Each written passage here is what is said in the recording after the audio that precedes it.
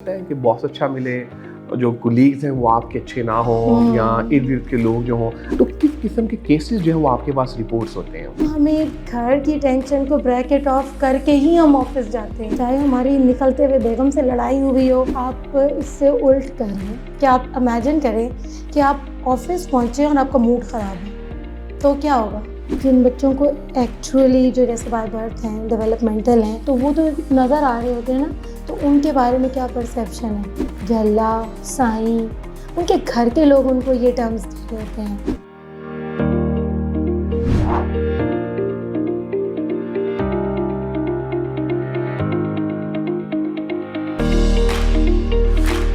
आउज़ बिल्लाहि मिनश शैतानिर रजीम, बिस्मिल्लाहिर रहमानिर रहीम, अल्लाहुम्मा सल्लि व सल्लिम अला सय्यिदिना मुहम्मदिन व आलिहि बिक़द्रि हुस्निहि व जमालिहि व नूरिहि व कमालिहि। अस्सलाम वालेकुम दोस्तों, हसन रज़ा आज एक दफ़ा फिर आपकी खिदमत में हाजिर है। दोस्तों, अब तक की अप्रिसिएशन और अब तक की कोऑपरेशन का बहुत बहुत शुक्रिया। दोस्तों, जैसा कि हम आपके फीडबैक को बहुत ही ज़्यादा इम्पोर्टेंस देते हैं और आपका फीडबैक आया था कि डिप्रेशन, एंग्जाइटी, इसके ऊपर एक एपिसोड रखी जाए, पर्टिकुलरली ऐसे हमारे लोग जो कि कॉर्पोरेट की लाइफ गुजार रहे हैं और बॉसेस की डांट ताने सुनते हैं और घर आके घर का माहौल भी ख़राब हो जाता है, क्योंकि बॉस पे तो चलती नहीं, कोलीग्स पे तो चलती नहीं, किसी और पे नहीं चलती, घर वालों पे चलती है। तो क्या करते हैं, वो दफ्तर की चीज़ें जो हैं वो घर में ले आते हैं और फिर घर का भी बेड़ा गर्क हो जाता है। माँ का मूड भी ख़राब, बीवी का मूड भी ख़राब, बच्चों का मूड भी ख़राब, सारी चीज़ें ख़राब।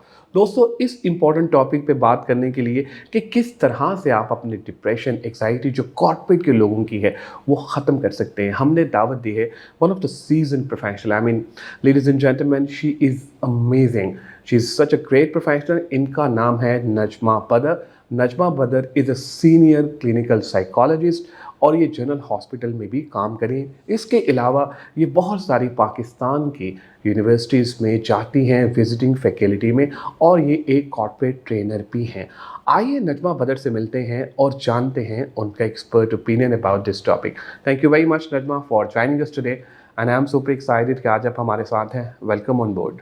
जी, thank you very much for inviting me और this is a very interesting and vitally important topic because बहुत सारे घरों का माहौल वाक़ई इस चीज़ से इफ़ेक्ट होता है कि जब कोई ऑफ़िस से घर आता है, तो उस टाइम पे यूजुअली क्या होता है, तो उसमें कुछ दोनों ही पार्ट पे, घर वालों के पार्ट पे भी कुछ अंडरस्टैंडिंग की ज़रूरत है और बाहर से आने वाले के लिए भी कुछ किसी टाइप के सेल्फ कंट्रोल को लर्न करने के लिए की ज़रूरत है और हम इस चीज़ के ऊपर बात करेंगे बिल्कुल और दिस इज़ वेरी इम्पोर्टेंट। सही।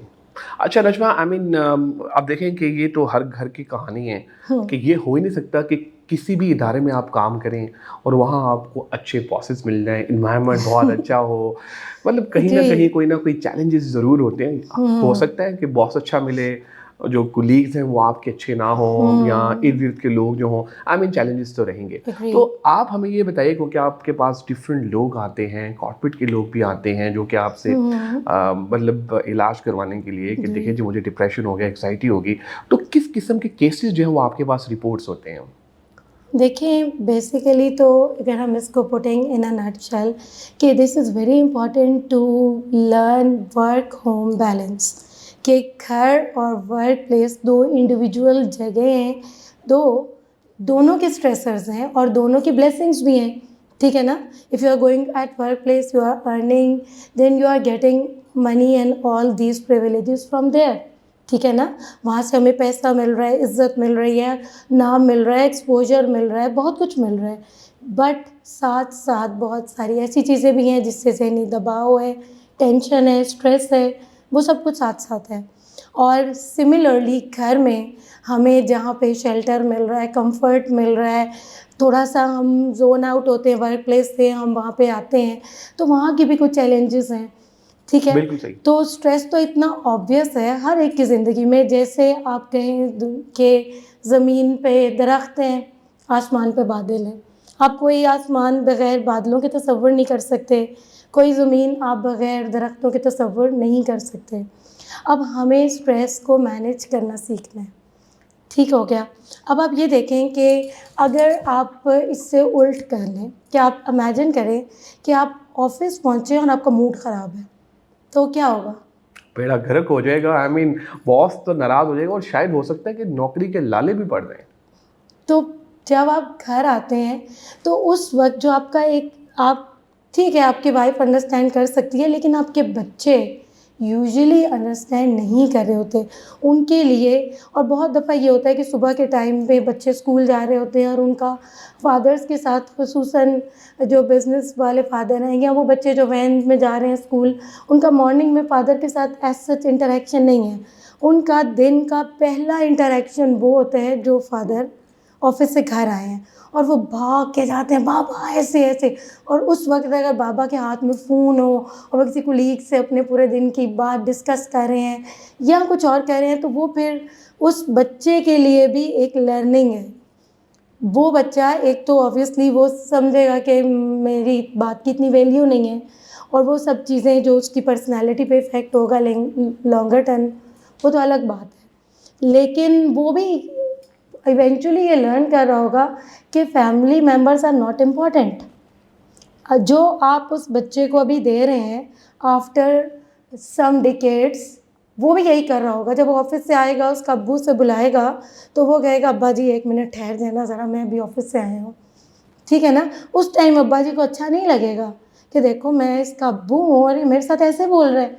लेकिन अगर अब्बा जी 20-25 साल 30 साल पहले जाएँ, तो जब अब्बा जी आते थे और बच्चा भाग के अपनी कोई ड्राइंग ला के दिखाता था, ये देखिए बाबा मैंने ड्राइंग बनाई है, तो वो ऐसे करके साइड पे कर देते थे।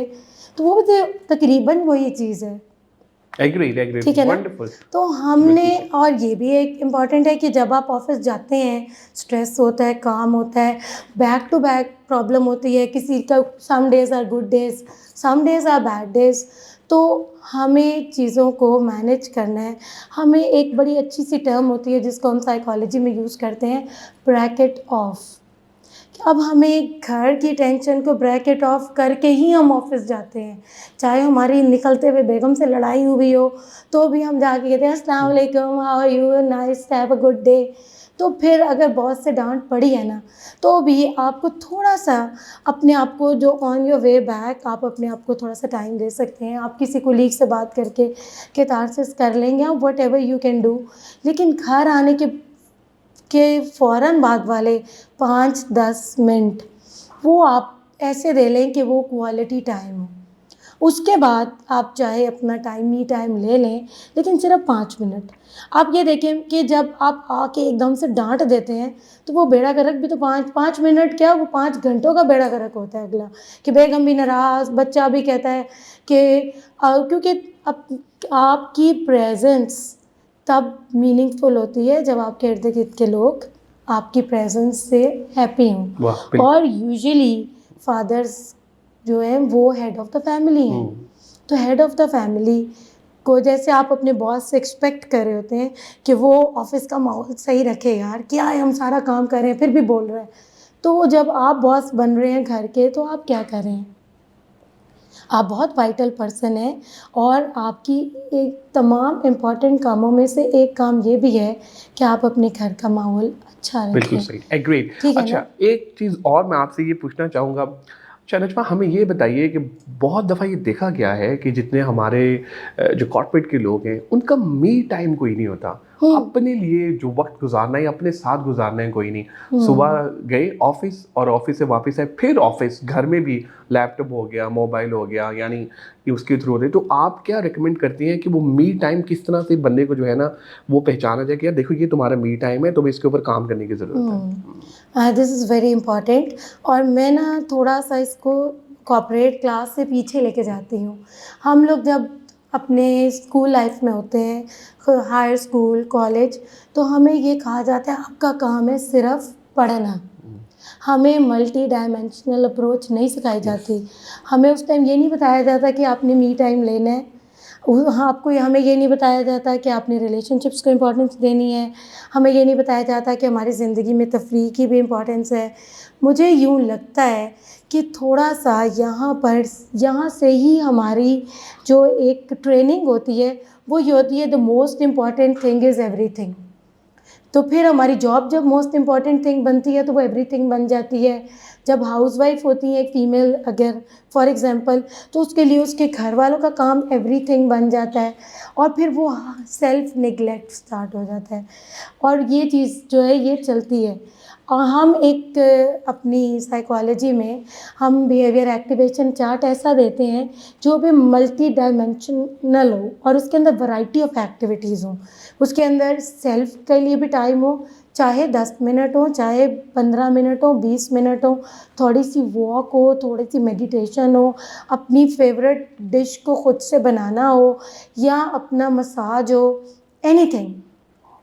फिर उसके बाद आपका रिलीजन, आपकी एजुकेशन, आपका प्रोफेशन, आपकी फैमिली, चाहे ये आप कोई 35 साल के बंदे को दे रहे हैं या 25 साल के को दे रहे हैं, 15 साल के को दे रहे हैं, हम सबको ये एक्टिवेशन चार्ट देते हैं कि आप एक्टिविटीज़ बदलते जाएं, लेकिन आपकी ज़िंदगी में सब इम्पॉर्टेंट है। अब ये होता है कि जब डिप्रेशन आ जाता है तो क्या होता है, फिर हम हमारा पूरा दिन डिप्रेशन के साथ गुजर जाता है।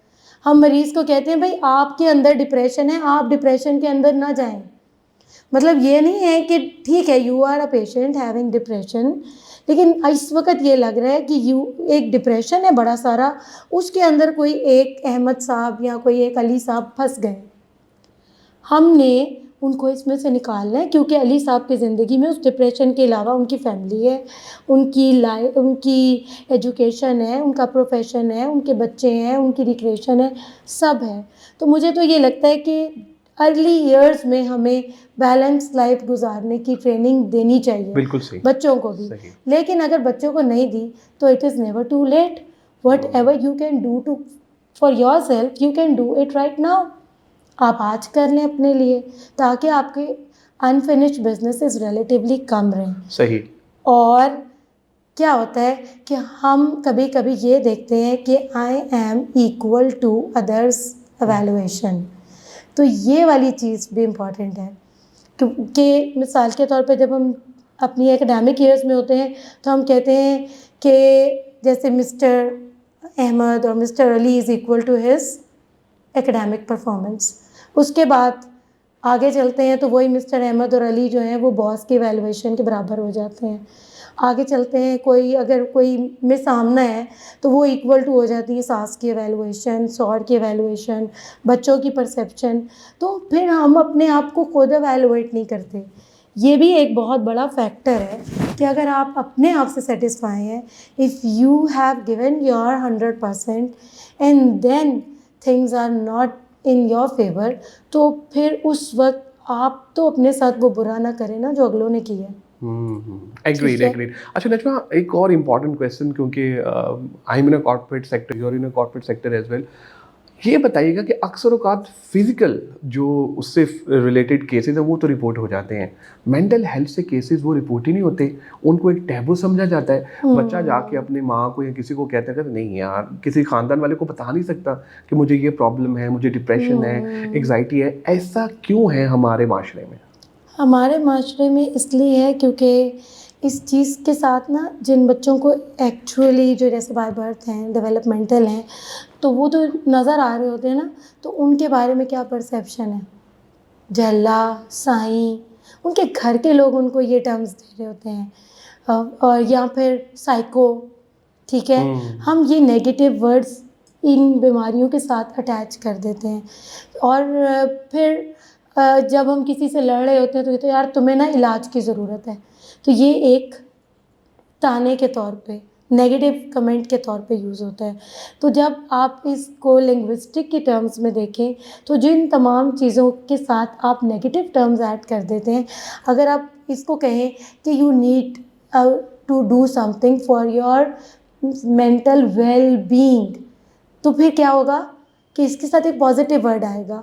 हम जनरली स्कूल के कोर्सेज़ में, हाई स्कूल में, मैं यूजुअली ये रिकमेंड करती होती हूँ कि आप हाई स्कूल्स में, आप कॉलेजेस के जो इंटर और जो आपके बीएस लेवल्स के ऊपर, एमएस लेवल के ऊपर, इनमें कुछ ना कुछ सेल्फ एक्चुअलाइजेशन या सेल्फ कंट्रोल या मैरिटल काउंसलिंग, इवेंचुअली शादी तो हमारे में होनी होती है और ये सब चीज़ें होती हैं, तो आपको अगर वहाँ पे मैरिटल काउंसलिंग सीखी हो ना आपने, तो मुझे लगता है या ये वर्क होम बैलेंस, ये चीज़ें आपके कोर्स वर्क में होंगी ना, तो शायद प्रॉब्लम्स से प्रिवेंटिव मेजर आ जाए और एक हमारी रिसेप्टिविटी भी आ जाए।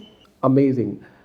हमें ये बताइएगा कि बहुत सारे ऐसे लोग जो डिप्रेशन का शिकार होते हैं, आपके पास आते हैं, ग्रेट। कितना टाइम फ्रेम होता है कि वो उस डिप्रेशन में से निकल जाते हैं? समटाइम तो लोग जल्दी निकल जाते होंगे, कईयों को साल लगते हैं। तो आपकी तो कोशिश होगी कि जल्दी से मतलब ये आ जाए आराम इसको। वैसे टेंटेटिव टाइम कितना लगता है? क्योंकि एक हमारे फॉलोअर हैं, उनकी तरफ से एक क्वेश्चन था कि ये मैडम से ज़रूर पूछिएगा कि वो साल से बेचारी मतलब वो एक डिप्रेशन का शिकार हैं, तो वो चाहती हैं निकलना, लेकिन क्या टेंटेटिव टाइम होता है?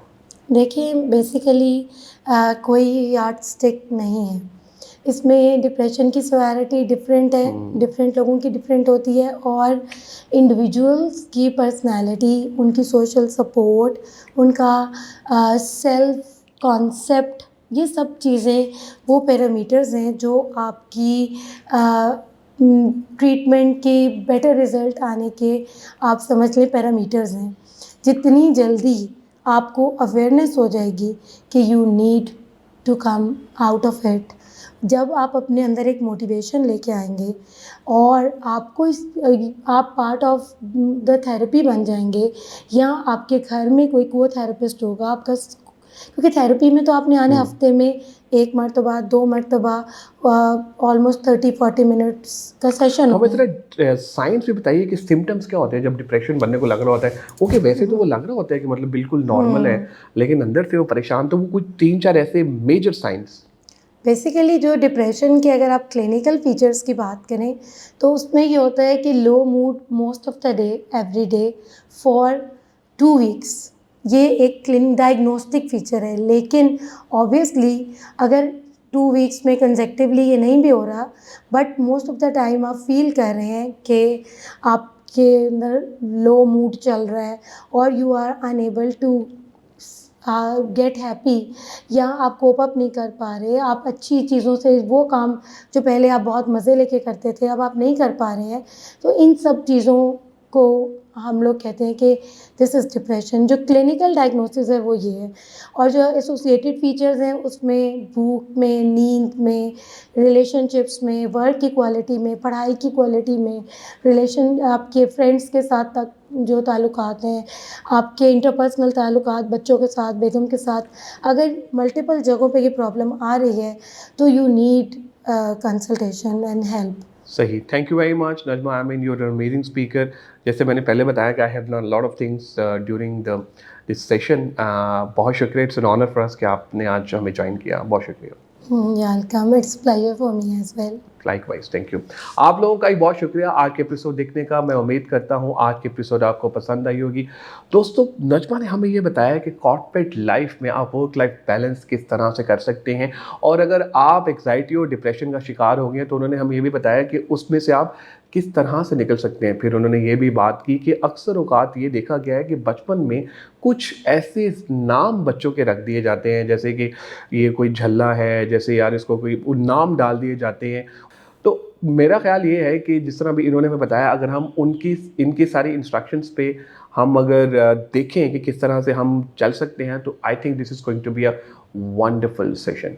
और अपना फीडबैक हमें ज़रूर दीजिएगा ताकि हम इम्प्रूव कर सकें। दुआओं में याद रखिएगा। इंशाल्लाह अनकरीब एक नई टॉपिक, नए गेस्ट के साथ आपकी खिदमत में दोबारा हाजिर होऊंगा। Take care, bye bye.